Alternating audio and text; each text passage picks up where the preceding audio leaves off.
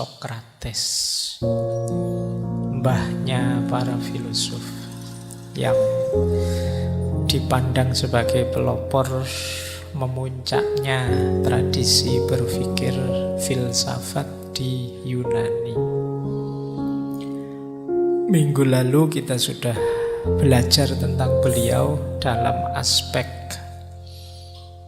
pengenalan diri.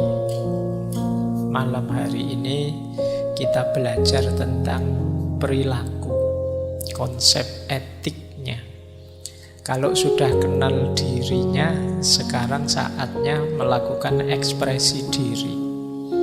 Ekspresi diri itu ya wujudnya tindakan. Harus baik, harus pas, cocok. Nah, tindakan yang baik, yang sesuai itu kan ranahnya etik. Jadi malam hari ini kita belajar tentang etikanya Sokrates. Baik, langsung saja ya. Bismillah, kita awali. Kita belajar dulu settingnya. Kemarin saya sebut beliau ini era-era Athena, zaman kejayaan menuju jatuh sebenarnya. Jadi kalau teman-teman membaca sejarahnya Yunani, ini era arkaik, era klasik, sekitar abad 9 sampai abad ke-6 sebelum Masehi. Saat itu di Yunani banyak negara kota, namanya polis. Yang polis ini ada dua yang paling besar, yaitu Athena dan Sparta.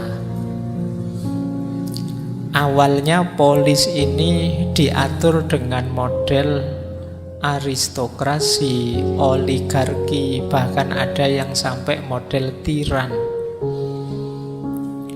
Nah, tapi kemudian belakangan muncul gagasan ide model demokrasi yang diawali di Athena. Saat itu Athena berhasil menjatuhkan seorang tiran namanya Hippias. Jatuhnya tiran ini memunculkan model demokrasi yang saat itu modelnya ya demokrasi langsung. Rakyatnya digilir untuk, jadi di situ ada dewan isinya 500 orang yang itu gantian, yang bertugas milih siapa yang harus jadi pimpinan. Jadi kadang disebut demokrasi yang langsung.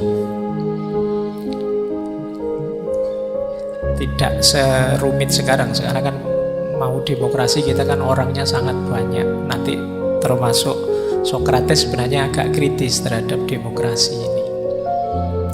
Nah, Athena ini pernah mengalami 2 kali serangan dari Persia dan gagal. Jadi pada era Darius pertama itu Athena dan Yunani diserang tapi berhasil menang. Persia balik. 10 tahun kemudian anaknya Darius yang namanya Xerxes itu menyerang juga Athena, menyerang Yunani. Jadi Athena dan sekitarnya ingin menguasai Yunani tapi juga gagal. Itu mungkin teman-teman ingat ya film yang judulnya 300 kalau bahasa Indonesia itu kan Raja Sparta yang namanya Leonidas yang mempertahankan Yunani, mempertahankan Sparta dari serangannya Persia. Yo, dengan hanya 300 orang berhasil menahan pasukan Persia, meskipun ya 3 hari bertahannya. Tapi setelah itu memang bareng-bareng Athena, Sparta, dan sekitarnya berhasil mengusir Persia. Nah, setelah Persia yang kedua kalah, itu terus negara-negara kota tadi bikin semacam liga. Namanya Liga Delos, urunan, pokoknya ada kas bersama untuk membangun kekuatan militer. Nah, cuma Persia ndak balik-balik. Akhirnya uang urunan yang banyak ini termasuk kekuatan militer yang luar biasa itu zamannya Athena dikuasai oleh Perikles yang menguasai Athena saat itu. Ini membuat jengkel, membuat iri negara kota yang lain. Ini Athena kok menang-menangan sih. Kita kan juga ingin punya kekuatan militer yang kuat. Akhirnya muncullah perang berkepanjangan antara Sparta dan Athena. Orang menyebutnya perang Peloponnesos. Ini panjang sekali, puluhan tahun perang. Akhirnya yang menang Sparta. Menangnya Sparta ini melahirkan, di slide itu saya sebut, di Athena ada istilah 30 tiran, seti tiran. Jadi saat itu kemudian Athena diperintah oleh sekelompok elit oligarki Sparta yang saat itu menguasai. Oh ya, disebut tiran karena memang sewenang-wenang. Kabarnya 5% lebih penduduk Athena jadi korban. Dan yo namanya menang perang, habis perang, di situ dimulai degradasi, lemah Yunani, baik Athena maupun Sparta. Meskipun nanti bisa fight back, balik lagi mengusir tiran-tiran ini, tapi sudah kondisinya tidak seperti dulu. Nah, di era 30 tiran, ketika orang jungkir balik mengatasi kesulitan hidup, inilah muncul Sokrates. Jadi medan filsafatnya Sokrates itu situasi yang semacam itu. Meskipun nanti salah satu dari pimpinannya 30 tiran namanya Critias, itu orang menyebutnya itu juga muridnya Sokrates. Tapi nanti akhirnya Sokrates juga dieksekusi oleh mereka ini. Jadi itu ceritanya seorang Sokrates. Jadi dakwahnya saat itu ya dakwah, ya tidak apa-apa lah istilahnya dakwah. Dia memang menyeru kebaikan, kebenaran. Jadi dia dianggap membahayakan negara saat itu, merusak anak-anak muda yang mengakibatkan dia dieksekusi. Jadi itulah arenanya. Makanya dia kritis sekali pada perilaku-perilaku moral yang menyimpang. Baik, itu dongengnya. Semoga teman-teman pernah baca tentang ceritanya Yunani. Kan beberapa kan sudah difilmkan itu kan. Saya tidak tahu kalau teman-teman nonton film itu terus penasaran ingin tahu cerita aslinya, atau pokoknya nonton perang, nonton laga, nonton action terus selesai. Padahal di balik itu ada cerita panjang peradaban. Nanti setelah Yunani lemah itu datanglah dari arah utara kerajaan kecil sebenarnya, tapi terus jadi luar biasa, dari Makedonia, yang Raja Philip bisa menaklukkan Yunani satu-satu. Negara kota ini ditaklukkan satu-satu, tapi beliau tidak lama terus meninggal, dilanjutkan anaknya namanya Alexander. Kita nanti mengenalnya jadi Alexander the Great, termasuk muridnya Aristoteles. Di era-era inilah Sokrates, Plato, Aristoteles itu berkiprah di dunia filsafat, yang Alexander ini nanti bahkan bisa menaklukkan Persia. Baik, itu settingnya, medannya. Sekarang kita mulai belajar ya. Ini mungkin beberapa mengulang dulu waktu kita ngomong tentang Sokrates. Kita kan dulu pernah ngomong satu sesi Sokrates, tapi kita perdalam malam hari ini pandangannya tentang etika. Nah, Sokrates saat dia berkiprah, berfilsafat, berdakwah tadi, berhadapan dengan antagonisnya, musuhnya, yaitu kaum sofis. Jadi ada dua kontras pandangan antara Sokrates dan kaum sofis ini. Kalau menurut kaum sofis, kuncinya kebenaran itu kekuasaan. Siapa punya kuasa, dialah nanti bisa ngatur kebenaran. Nah ini kalau diuraikan panjang, lebih seperti pandangannya Foucault bahwa power is knowledge, bukan knowledge is power. Siapa punya kekuasaan, dia bisa ngatur mana benar, mana salah.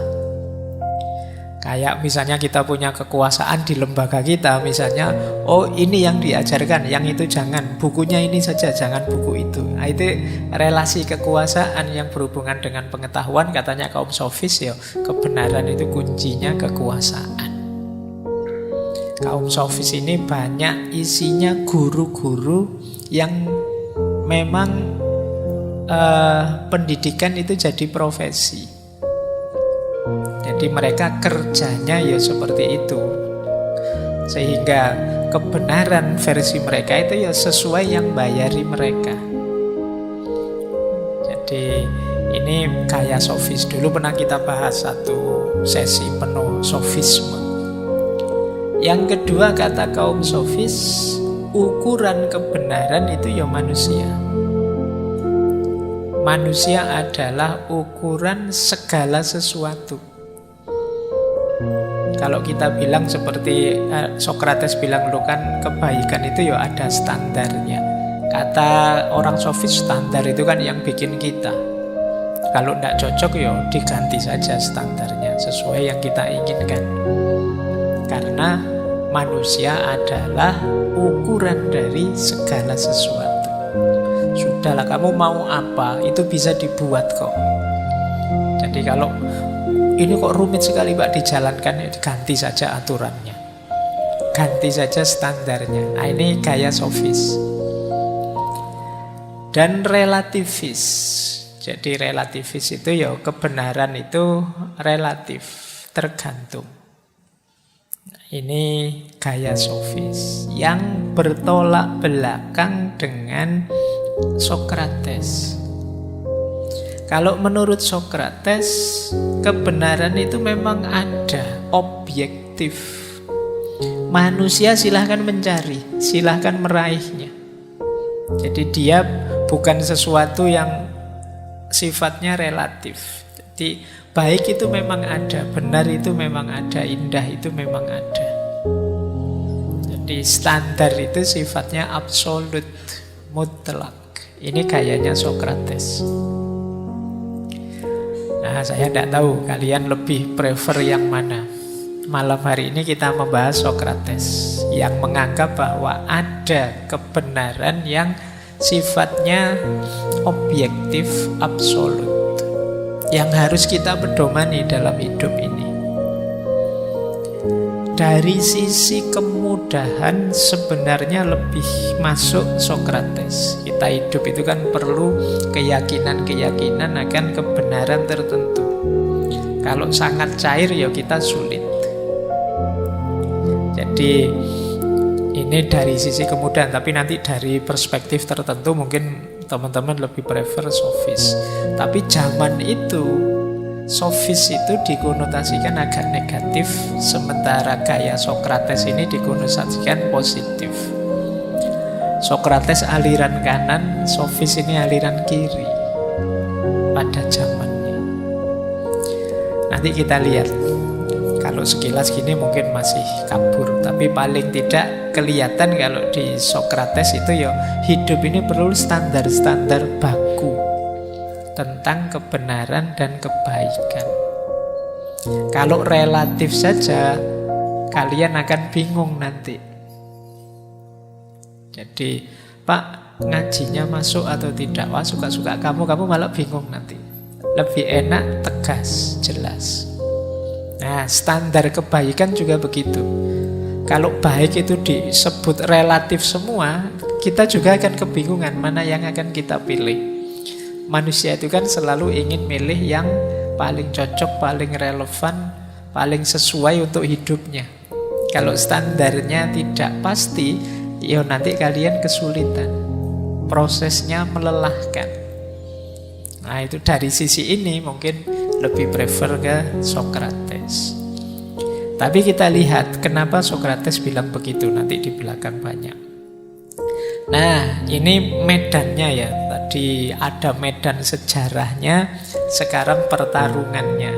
Musuh besarnya Socrates, orang-orang sofis. Nanti kalau teman-teman baca dialognya Socrates, itu isinya gegeran terus, debat terus dengan kelompok sofis ini. Cuma ya karena kita kenal Socrates kan dari tulisan-tulisannya Plato. Sebagian besar Plato kan muridnya Socrates. Ya mesti saja versinya selalu yang menang Socrates. Baik. Nah, ini kegelisahannya. Jadi zaman itu Socrates mengkritik orang-orang di sekelilingnya. Misalnya itu satu kalimat yang dilontarkan oleh Socrates, apakah engkau tidak malu begitu peduli menghasilkan uang, ketenaran, nama baik, sementara engkau tidak peduli dengan kebijaksanaan, kebenaran, dan perbaikan jiwamu. Jadi ini bagian dari degradasi moral saat itu yang dilihat oleh Socrates. Ini loh orang-orang ini kok lebih sibuk cari uang, lebih sibuk ingin terkenal. Kalau bahasa hari ini yo ingin viral dan ingin nama baik, kehormatan. Lupa bahwa ada yang lebih esensial, yaitu wisdom, kebijaksanaan, kebenaran, dan perbaikan hidup. Nah ini dulu ya zaman Yunani. Kalau sekarang saya tidak tahu kalimat ini relevan apa enggak. Kalau masih relevan berarti memang manusia tidak belajar-belajar sejak zaman Yunani. Pikiranmu ya tidak jauh-jauh dari uang, ketenaran, nama baik. Bahkan beragama pun kadang-kadang hanya jadi kendaraan untuk dapat uang, untuk viral dan dapat status nama baik. Nah, itu degradasi moral di zamannya Socrates. Saya ambil lagi ada kalimat menarik itu yang berhubungan dengan anak-anak muda. Kalau malam hari ini kan kalian sudah setengah tua lah hitungan. Ini yang masih bikin muda-muda. Ya, mahasiswa itu kan sudah mulai dewasa. Ini anak-anak mudanya, meskipun mungkin nyambung juga dengan kalian.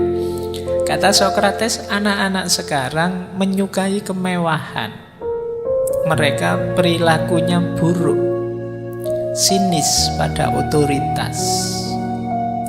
Mereka menunjukkan rasa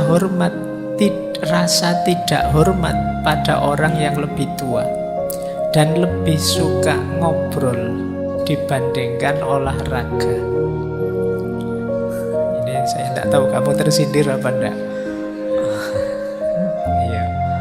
Nah, anak-anak sekarang menjadi tiran, bukan pembantu di rumah mereka. Tiran itu kan berarti ingin selalu dituruti, ingin selalu dilayani. Mereka tidak lagi berdiri saat orang lebih tua masuk ruangan. Ini sopan santun. Mereka menentang orang tua mereka, ngobrol di depan temannya, melahap makanan lezat di meja, menyilangkan kaki, mendolimi guru mereka. Ini bisa ditafsirkan satu-satu, contohnya banyak. Intinya ada krisis moral, krisis akhlak dan adab. Itu kalimatnya Socrates, anak-anak sekarang. Sekarang zaman itu, kalau sekarang zaman ini mungkin lebih parah dari itu. Saya sebut lebih parah karena memang dunia anak-anak hari ini kan bukan dunia nyata, pergaulan sosial, pengalaman hidup bersama. Sekarang anak-anak hari ini lebih sibuk di dunia maya, sehingga kepekaan sosialnya tidak tinggi. Itu yang membuat sulit mereka bisa peka akhlak, peka adab. Medan mereka tidak panjang bersentuhan dengan dunia sosial konkret, mereka lebih banyak dengan dunia maya. Nah, ini kegelisahannya Sokrates, degradasi moral baik orang dewasa maupun anak-anak mudanya. Itulah mengapa nanti dia lebih suka diskusi dengan anak-anak muda, menggarap mereka sampai dianggap meracuni pikirannya anak-anak muda saat itu.